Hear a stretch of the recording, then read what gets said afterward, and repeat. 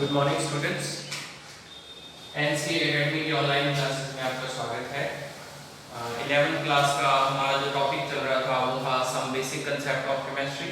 और some basic concept of chemistry के अंदर हम लोग कुछ लॉ पढ़ रहे थे। लॉ के अंदर मैंने आपको जो फर्स्ट है वो पढ़ाया था, लॉ ऑफ मास कंजर्वेशन पढ़ाया था। और कल जो पिछले वीडियो में हमने पढ़ा था वो था लॉ ऑफ डेफिनिट प्रोपोर्शन। इसी कड़ी के अंदर हम लोग आज नेक्स्ट लॉ पढ़ते हैं, लॉ ऑफ मल्टीपल प्रोपोर्शन।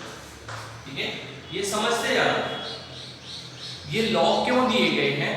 तो आगे जाके जैसे हमारा नेक्स्ट लेसन जो होगा एटॉमिक स्ट्रक्चर होगा, तो ये लॉ जो है ना एटॉमिक स्ट्रक्चर को समझने की हेल्प करते हैं हमारे।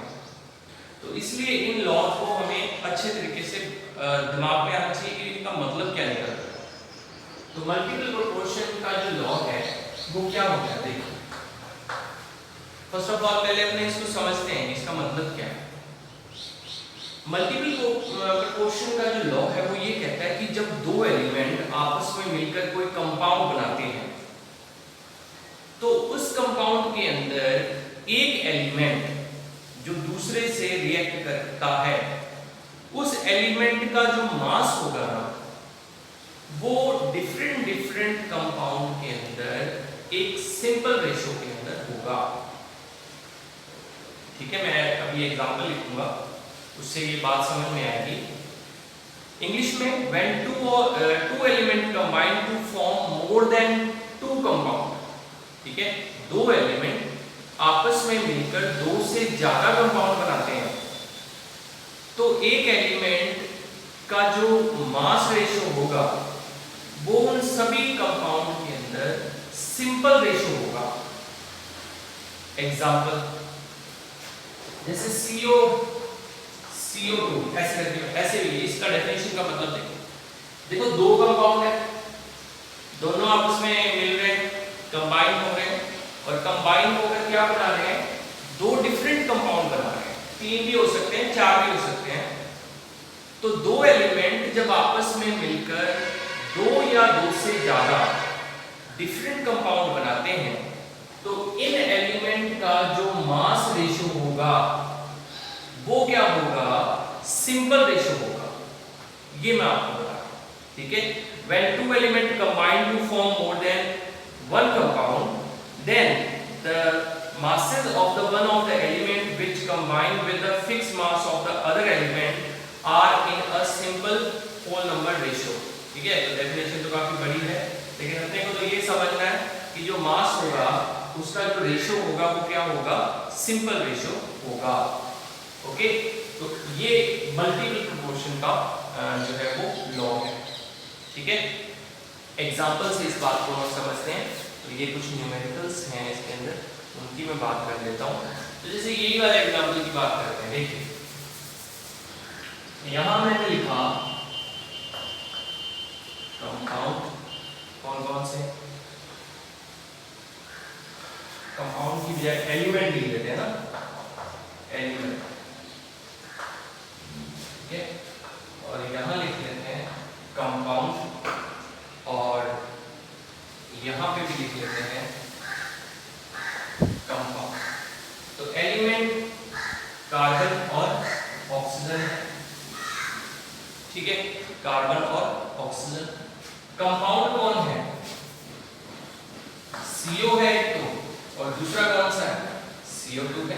डिफरेंट कंपाउंड हो गए ना, दो एलिमेंट आपस में मिलकर डिफरेंट कंपाउंड बना रहे हैं, मतलब एक तो कार्बन मोनोऑक्साइड बन रही है और कार्बन डाइऑक्साइड बन रही है। अब देखो इसके अंदर अगर मैं इस कंपाउंड के अंदर कार्बन मोनोऑक्साइड में कार्बन का मास देखूं तो कार्बन का मास 12 होता है इसके अंदर, क्लियर है। ऑक्सीजन का मास इसके अंदर देखूं तो कितना होगा, 16 होगा, क्लियर। इसके अंदर कार्बन का मास देखूं, कार्बन का मास ये देखिए यहां ऐसे चल रहा है, कार्बन का मास कितना होगा, 12 होगा क्योंकि एक है। और ऑक्सीजन को देखो क्योंकि ऑक्सीजन 2 है इसमें, तो ऑक्सीजन का मास कितना होगा, 16 का डबल हो जाएगा, मतलब एक ऑक्सीजन का 16 है तो दो का कितना होगा, 32 होगा। तो ये तो हमने मास लिख लिए यहां पर। ठीक है, अब जो ये लॉ कह रहा है, लॉ ये कह रहा है कि भाई जब दो एलिमेंट आपस में ऐसे कंबाइन होंगे तो उनका जो मास रेशियो होगा ना सिंपल रेशियो होगा।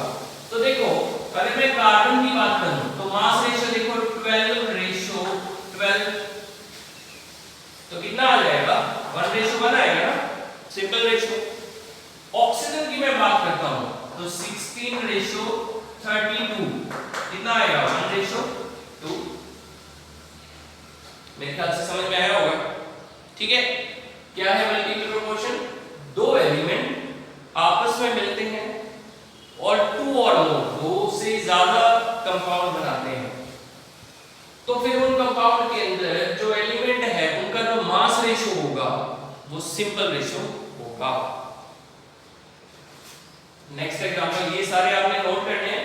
नेक्स्ट एग्जांपल देखिए,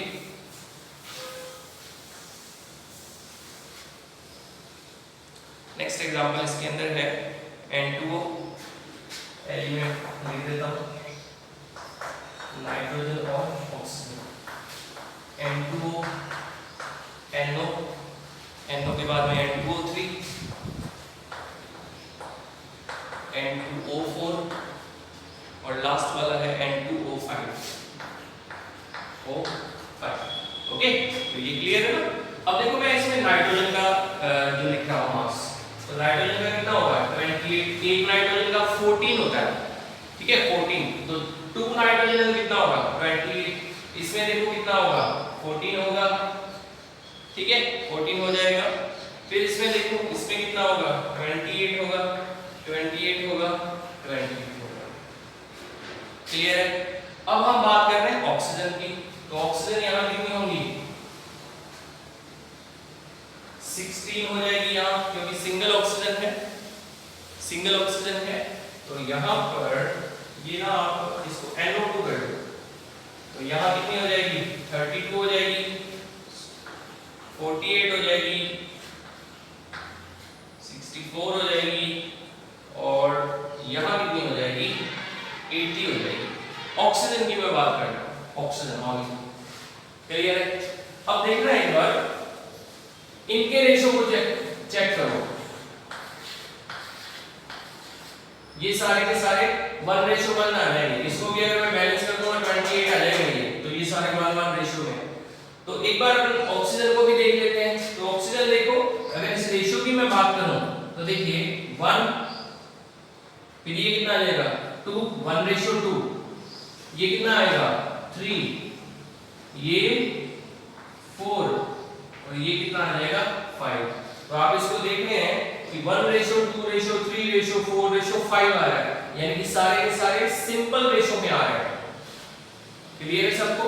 तो इस तरीके से हम इस एग्जांपल को भी समझ सकते हैं कि भाई इसके अंदर ये कैसे होगा, ठीक है। और एग्जांपल पढ़ते हैं। इसके अलावा जैसे हम एक क्वेश्चन किस प्रकार से आ सकते हैं, क्वेश्चन देखो कैसे आ सकते हैं इसके ऊपर। जैसे इसके अंदर एक क्वेश्चन है कि कार्बन जो है, कार्बन जो है वो 2 कंपाउंड बनाता है, ओके। मैं ऐसे शॉर्टकट में लिख देता हूं 2 कंपाउंड बनाता है, जिसमें कार्बन जो है वो ये 2 कंपाउंड है, ये कंपाउंड फर्स्ट है, ये 2 है, ओके ऐसा लिख सकते हैं। तो इसके अंदर है कि कार्बन 42.8% और इसके अंदर है 27.27%, ओके। और इसके अलावा अब देखिए ये तो पहला एलिमेंट है, अब दूसरा एलिमेंट कौन सा होगा। तो देखिए दूसरा एलिमेंट ऑक्साइड बना रहा है तो ऑक्सीजन होगा।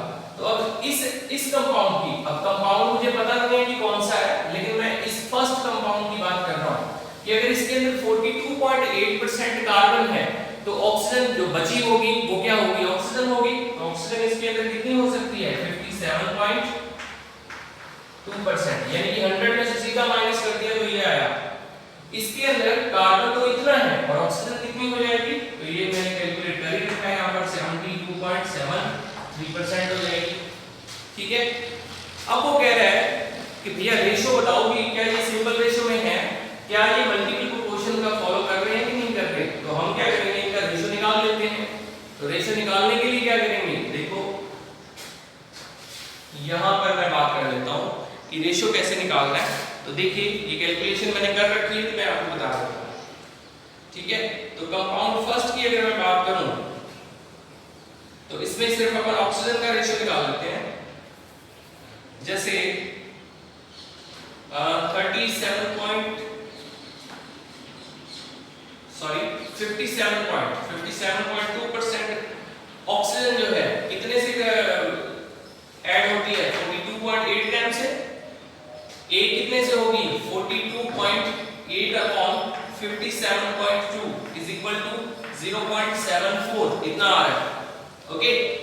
फिर दूसरे की बात करेंगे, फर्स्ट कंपाउंड की बात होगी। सेकंड की बात कर लेते हैं, 72.73, ये देखो इतनी ऑक्सीजन जो है कितने से कंबाइन कर रही है, 27.27 से।